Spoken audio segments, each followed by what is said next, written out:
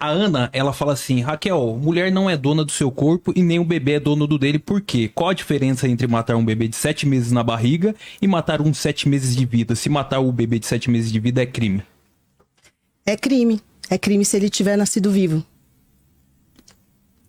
A diferença é a vontade da mulher, ela ser autônoma, ela ter direito sobre o seu próprio corpo. Eu sei que as mulheres de direita não querem que as mulheres tenham direito à autonomia. Elas não são donas do seu próprio útero. Enfim, infelizmente, eu acho que as mulheres têm que ter direito a decidir o seu planejamento familiar. A gente precisa ter mais educação sexual, mais acesso e mais possibilidades das mulheres poderem ter a contracepção que elas precisam quando elas querem, para que a gente impeça que gestações indesejadas ocorram, para que esse tipo de situação não aconteça. Primeiro, que é isso que eu estou dizendo, em geral, os abortos tardios, infelizmente, acontecem com crianças. E aí a gente tem que considerar uma questão maior, que é o abandono dessa infância, que é a falta de educação sexual, que é como que as mulheres que têm bebês antes dos 15 anos são condenadas a uma vida de pobreza, que não conseguem terminar a escola, que elas são parte do que depois acaba ficando no mapa da fome. Você está condenando o futuro inteiro de uma criança se você obrigar ela a seguir com uma gestação que é fruto de estupro. E mais, é um direito conquistado nos anos 40. Você pode ser contra, mas assim, se você é contra um aborto, não faça um. Essa é a minha sugestão. Comentários, Ana. Pois é como dizer assim, se você é contra a pedofilia, não pratique. Se você é contra o homicídio qualificado, não faça. De preferência, né? Mas se você é contra o aborto, não é só você não fazer, mas também impedir que os outros façam, né? Por quê? Por que você tem que ter direito sobre o meu corpo? Porque eu quero ter direito desde o momento que eu fui concebida. Porque quando eu tinha esse tamanhinho desse fetinho aí, eu já era eu. E assim, por mais que eu discorde de você, Raquel, eu creio que você foi sustentada até o 9º mês para que pudesse nascer, como você diz, nascido vivo. Se o bebê que está na barriga da mãe não estivesse vivo, ele não precisava ser morto por métodos mecânicos ou farmacêuticos. Aquilo que está dentro da mulher, que você chama de aquilo, que eu já vi num vídeo você falando assim. Chamo aquilo mesmo.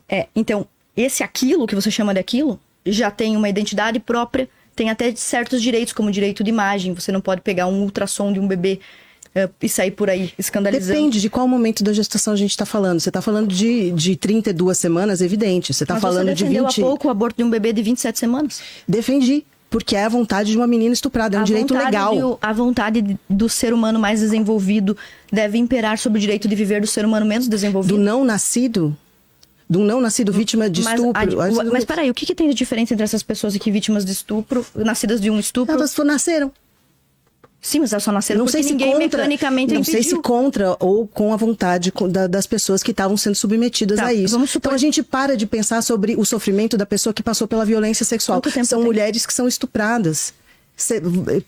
Eu não entendo. Você vai pensar em quem? Só no resultado do que aconteceu. Quer dizer, me parece que a vida da mulher não interessa. A vida da pessoa que é chamada de hospedeira ou incubadora não importa. Seja ela criança ou adulta. Para os conservadores. Tempo, né? Sim, você tem mais tempo. Não, tudo bem, não tem problema. Pois bem, vamos lá. Metade das crianças abortadas são mulheres.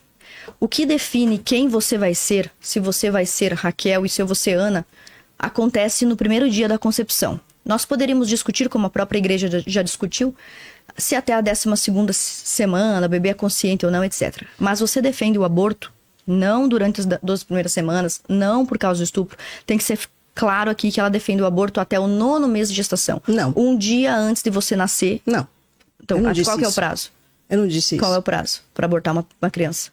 Depende. Depende do que? Da vontade? A gente tem que fazer uma conversa sobre quando você pode dizer que há uma sustentabilidade para aquela vida. O feto é viável a partir da 22ª semana. Pode ser, tem países... Você é a favor que ele seja assassinado mesmo assim, porque o bebezinho que nasceu no Brasil... Eu sou a favor do direito da mulher ter escolha sobre seu corpo e autonomia sobre seu corpo. Mas o bebê não é o corpo da mulher. Se não fosse, ele podia ser tirado fora e sobreviver. Ele podia sobreviver fora. Mas se ele fosse pode sobreviver a partir da 22ª semana e você esse continua defendendo. Enfim, olha, eu acho que a mulher tem que ter direito de escolha. E os direitos que já estão na lei... Mas o que é esse direito de escolha? Escolher o que ela vai escolher? Escolher planejamento familiar. Escolher matar um bebê de 27 semanas, de 28 não ir adiante com uma gestação. Por que você não pode falar o que você defende? Eu falo o que eu defendo. Eu falo, você defende que um bebê vivo aconteça o que com ele? Eu defendo que a mulher tenha direito de interromper uma gestação. E o que acontece com o bebê que está vivo? É uma coisa que tem que ser conversada. Porque você pode dizer 8 semanas, 12 semanas. Você me disse que eu acho ideal. Que o bebê de 7 semanas, 7 meses. No caso de uma criança estuprada, eu defendo. O filho seja pague pela pena do pai. Então, no caso de uma criança estuprada que não deseja seguir adiante ou que não tem saúde para seguir adiante com uma gestação, eu defendo. Porque a gente tem países como até outro dia o Chile, onde mesmo se a mulher tivesse em risco de morte, o bebê ainda assim ganhava direito sobre o corpo da pessoa que está do lado de fora. Quer dizer, você deixa de ter nenhum direito, mesmo à sua própria sobrevivência. Então, depende de um tipo de conversa franca, que não seja para tentar levar as coisas para uma dramática, para um lado, ou a gente tem que olhar para os dois e tentar a melhor solução. Isso deveria ser feito sem a gente estar falando de religião. A gente devia estar falando... que eu falei de religião. Não, eu estou dizendo, a gente não deveria estar falando sobre crenças que não sejam as médicas e as jurídicas, que são os direitos. Bom, pois bem, você falou sobre dramatizar a questão, mas com todo respeito, é você que é atriz, não sou eu. Eu sou, mas eu não ando com um fetinho pra mostrar pros outros o formato. Do feto? Você não gosta dele? É uma tentativa, eu achei ele muito fofo, mas isso é uma tentativa de tentar dizer, olha, essa é uma pessoa, tá, você cria esse? Tudo bem, eu achei bom isso que você falou. Eu achei muito bom isso que você falou. Você falou que o bebê tem que ser estuprado, tem que ser morto porque ele é fruto de um estupro. Esse cara aqui foi que estuprou a mãe da Tasnim. Você é a favor que ele morra também, já que ele estuprou a mãe da Tasnim? Essa moça... Não, eu não sou a favor da pena de morte. Mas para o bebê, sim.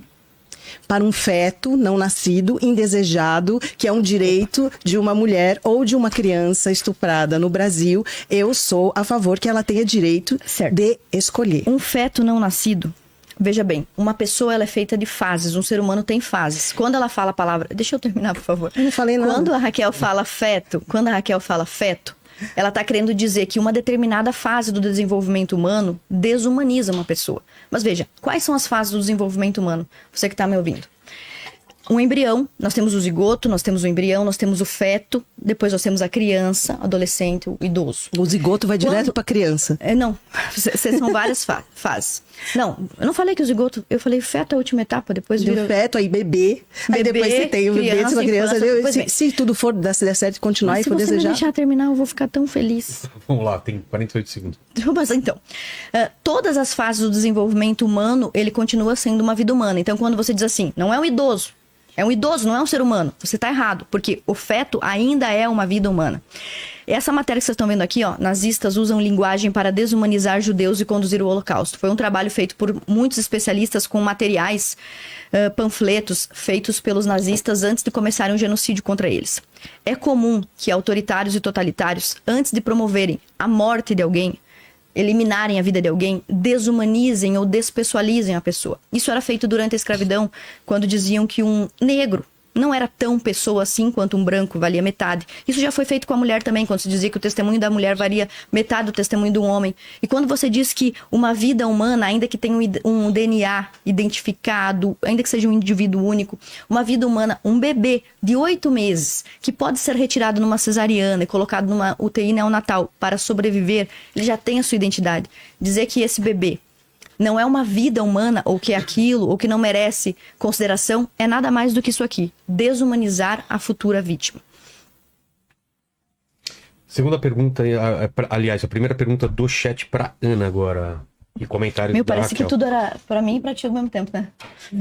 Vamos lá, o Rafael Pimenta, ele fala assim: Ana, por que o feminismo se apresenta como libertador, mas exige adesão ideológica irrestrita, ao ponto de hostilizar mulheres que escolhem um caminho diferente ditados pelos movimentos? Exemplo, o seu caminho. Pois bem, aconteceu isso comigo, mas eu não vou ficar falando de mim porque eu vou ser muito autorreferente, vai ser uma evidência anedótica. Mas vamos ao caso recente, por exemplo, da Fernanda Torres, todo mundo viu, ela é de esquerda, ela é feminista e ela é filha de uma feminista. Recentemente, em 2016, a Fernanda Torres escreveu uma matéria num canal chamado Agora Que São Elas e publicou a opinião dela que as mulheres tinham que se posicionar com mais força, as mulheres tinham que ser menos vitimistas, as mulheres tinham que ser mais corajosas, enfim. E ao se posicionar dessa maneira, uma outra feminista, a Stephanie, publicou uma matéria dizendo assim: eu não perdoo Fernanda Torres. E nessa matéria, ela pediu desculpas, ela exige que Fernanda Torres peça desculpa por ter dado sua opinião e diz: quem a Fernanda Torres pensa que é para poder dar a sua visão sobre o feminismo, sendo branca, mulher e rica? Então, isso que foi feito com a Fernanda Torres também foi feito, por exemplo, com a autora do livro do Harry Potter, que agora me fugiu o nome, acho que é Rowling. Ela se pronunciou contra os esportes que misturem mulheres biológicas com mulheres trans, contra homens biológicos competirem contra mulheres trans. Também foi achincalhada pelo movimento feminista, entrou até na lista de inimigos da igualdade, transfóbicos, etc, etc. Você citou o meu caso, mas ele é só um, existem inúmeros de mulheres que, por não se posicionarem em favor do feminismo, não devem ter voz, não tem lugar de fala, ou como muitas devem, eu não tô acompanhando o chat, mas como muitas devem estar me xingando aí. Ah, se você é contra o feminismo, vai pra casa lavar roupa, vai cuidar dos teus filhos, você não devia votar, você não devia estudar. Quando a gente sabe que todos esses direitos foram alavancados, primeiro, com a construção da dignidade isonômica de homens e mulheres através do cristianismo, primeiramente, e depois do liberalismo a partir do século XVIII, XIX. Então, eu posso trabalhar, eu posso estudar, eu posso votar, ser votada, representar os meus eleitores, eu posso cuidar da minha casa ou não, posso ter ajuda para cuidar da minha casa, meu marido pode me ajudar ou não. Enfim, o feminismo, realmente, como você está dizendo, Rafael, se não me falha a memória, teu nome, o feminismo realmente exige adesão integral. É como aquele livro que eu mencionei rapidamente aqui, o livro da Bell Hooks, O Feminismo é para Todos. Olha o nome do livro, O Feminismo é para Todo Mundo. Aí você abre o livro, já nas primeiras páginas está escrito lá: a mulher que não defende integralmente o direito ao aborto não pode ser feminista. Enquanto o livro se chama O Feminismo é para Todo Mundo. Então você falou muito bem, o feminismo não é para todas as mulheres, o feminismo é só para aquelas que têm um pensamento coletivista, de esquerda. O feminismo é para aquelas mulheres que defendem o aborto, que acham que a sociedade tem uma superestrutura patriarcal opressora, que as mulheres estão sempre em desvantagem. E qualquer mulher que tentar defender um ponto de vista conservador vai ser perseguido. Outro exemplo para terminar o meu tempo aqui, foi recentemente a Folha de São Paulo ter divulgado no mês de março, que é o mês da mulher, 2 matérias bem contraditórias. Primeiro, ela divulgou uma matéria falando mal da Ballerina Farm, dizendo que a dona de casa, uma dona de casa como ela, que deixa a carreira para cuidar dos filhos e do marido, é um perigo para a sociedade. E na semana seguinte, a mesma Folha de São Paulo publicou uma matéria dizendo que um par de gays que vive junto era inspirador para a sociedade, porque um deles largou o trabalho e virou dono de casa. Então, é assim que o feminismo funciona. Todos que aderem ao feminismo recebem elogios, são tratados como inspiradores, como extraordinários. E toda mulher que se posiciona contra é tratada dessa forma, como se fosse uma pária, como se fosse mais burra, como se fosse opressora, enfim.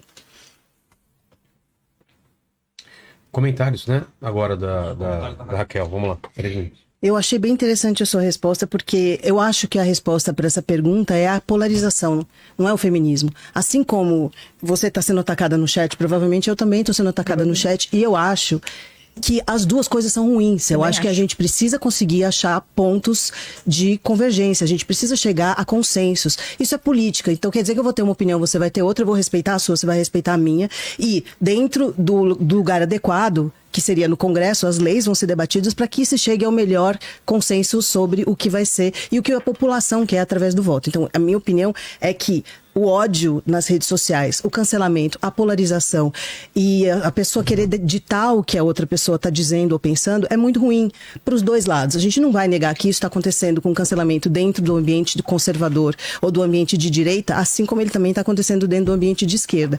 Eu discordo que a gente vai julgar qual é o tipo de feminismo de outras mulheres, apesar de terem vários tipos de feminismo que a gente pode falar a respeito. Eu queria falar um pouquinho sobre o feminismo que já foi conservador também, você fala disso no seu curso, e a gente hoje em dia também tem redes de mulheres negras evangélicas aqui, a Valéria Vilhena fala, e mulheres EIG, evangélicas pela igualdade de gênero. O feminismo pode, você não precisa ser, assim, você não precisa concordar com tudo que se fala em todos os livros para você ser feminista na forma que para você for adequada. Se você é a favor de uma luta igualitária pela equidade de direitos, você é feminista. Se você acha que uma mulher não tem que morrer na sua casa apanhando do marido, você é feminista. Se você é a favor de mulheres terem direitos políticos e serem seres humanos com direitos plenos, íntegros, você é feminista. Você não precisa ser mais ou menos radical para você ser feminista. Eu sou contra a gente polarizar isso nesse lugar. Achei muito interessante a gente entrar na questão do masculinismo e dessa questão do antifeminismo, que apoia esse tipo de visão de mundo, que faz com que a violência contra mulheres digitalmente só cresça. E isso se transforma em violência na vida real. Infelizmente, o masculinismo é que a gente não falou ainda, mas está nos nossos temas, né? É uma reação desesperada à perda de privilégios de uma ideologia patriarcal, reacionária e misógina que reage aos avanços dos direitos das mulheres, tentando restaurar a dominação masculinista. E ele não é novo tampouco é o feminismo.